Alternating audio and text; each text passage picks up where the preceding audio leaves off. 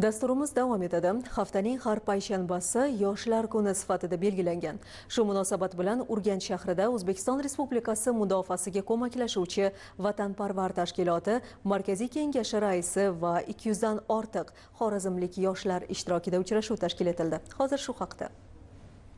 Ochiq muloqotda Vatanparvar tashkiloti rahbari yig'ilganlarga tashkilotning aholini harbiy vatanparvarlik ruhida tarbiyalash, ular orasida sportning texnik va amaliy turlarini ommalashtirish hamda mehnat bozorida talab yuqori bo'lgan kasb mutaxassislarini tayyorlashga doir faoliyati to'g'risida ma'lumot berdi.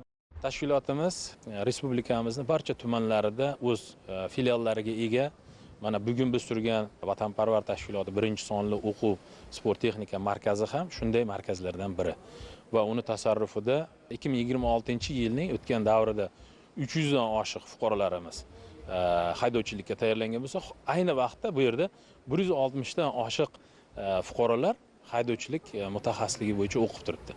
Yoshlar bilan uchrashganimizda 2 yildan buyon chet ellik katta yirik ish beruvchilar buyurtmalari asosida Vatanparvar tashkilotida tayyorlanayotgan haydovchilar, texnik kasb mutaxassislari haqida ma'lumot berib o'tdik. Tadbir doirasida Vatanparvar tashkiloti rahbari Xorazm viloyati kengashi tasarrufidagi o'quv muassasalariga 10 ta yangi Chevrolet Onix, 6 ta Kia Sonet avtomobillari va 10 ta Foton yuk mashinalarini topshirdi. Motocross, karting, biatlon, duatlon, triatlon, pnevmatik quroldan o'q otish, aviamodel, parashyut va radiosport seksiyalarining ko'rgazmalari tashrif buyuruvchilarda unutilmas taassurot qoldirdi. Dasturimiz orqali sizga yetkazmoqchi bo'lgan xabar va lavhalarimiz ana shulardan iborat edi. E'tiboringiz uchun rahmat. Omon bo'ling.